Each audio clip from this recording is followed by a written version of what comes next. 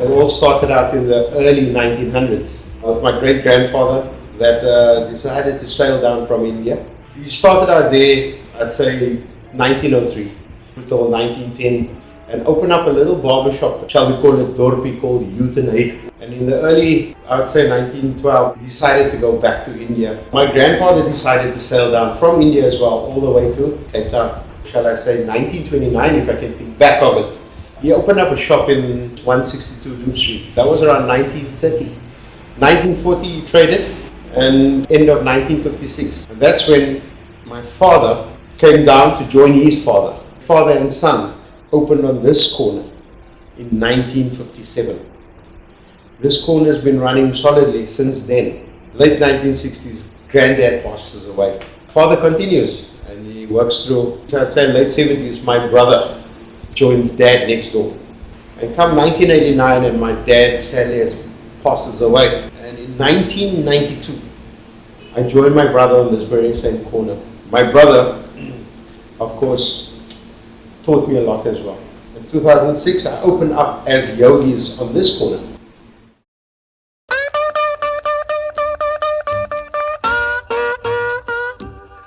So what we have here is a traditional cook sister. So it's a traditional thing that is made in Boerkaap every Saturday morning to deliver them fresh. If you want to know what this is about or tastes like, come pop in. You know, when you come into my barbershop, you see all these barbers going at it. And some guys always ask me, who's that guy in the corner? So I thought, wait, why not? Great idea, just introduce my barbers. Here's Mark in the corner. He's the one that worked with me, and he's been the longest standing barber with me. That is Abbas Sylvester. Very meticulous boy. He takes his time. People get upset waiting for him sometimes, but that's why they wait for him, because he's so good. Yeah. And then I've got Mohammed in the corner, very friendly guy, very quick. Then on the far right, I've got Mark Brown, Big Man Brown as they call him. His father was a barber as well.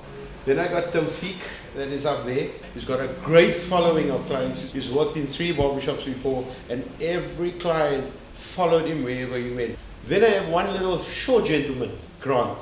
And the interesting part of it is that Grant and Big Man Brown actually worked at a barbershop together once upon a time. And the one person that always looks after my barbershop, she tries her best to clean up. She's got a big job in a busy barbershop, and that is Shupi. Yeah, that is our team here at Yogi's Barbershop. Well, I'm feeling fine. Well, I could have been doing time. Well, I'm doing fine, thank you. Well, I could have been pulling time. Old friend of mine. Yusuf and I go back close to 18 years. I remember Yusuf coming in first time in the barbershop and moved down from Joburg. And of course, when you move down from a place, you've got to find a new barbershop, like you've got to find a new dentist and a new doctor. Well, it's 18 years, eh? Yeah. Is it? So wow. Going for 20. My first haircut here was about 2 years ago. 4 to 5 years. He's 9 years old and since for 9 years since we go to Yogi. Mind you, 9 years. 39 years old? more than 40 years. 39 years. I've been there more than 40 years. Yogi, he's been doing it for so long, he knows exactly what to do. If I go to other people, it's beginning of another learning curve actually, and only he can do it the way it's done. You know, I was just thinking about it. My dad was proud that he had a son. And of course, he was very happy to know that the son took over the business.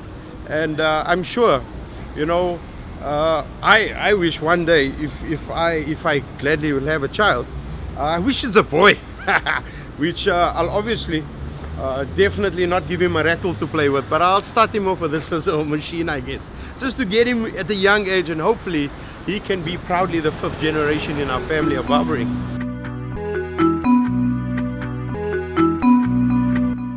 And I remember back in the days that people had more time for sitting and chatting and gossiping or catching up, reading the newspaper.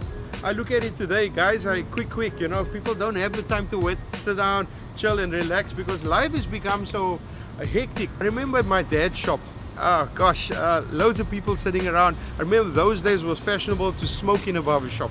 So the guys would sit down and they would have a chat, or you would know what's going on in the neighborhood. I mean, I was a young guy, so my dad would always tell me, hey, sit still, sit in the corner, You know, and I do that, but you're always listening and watching. How are you, brother? All right. Being at the barbershop so often has actually made my, what they call home away from home. In the morning, I can't wait to get to the work. If you love what you do, you haven't worked one day in your life, really. It's just the enjoyment of being in my barbershop. I love it. This is my good old barbershop, man. I just love stepping into it all the time.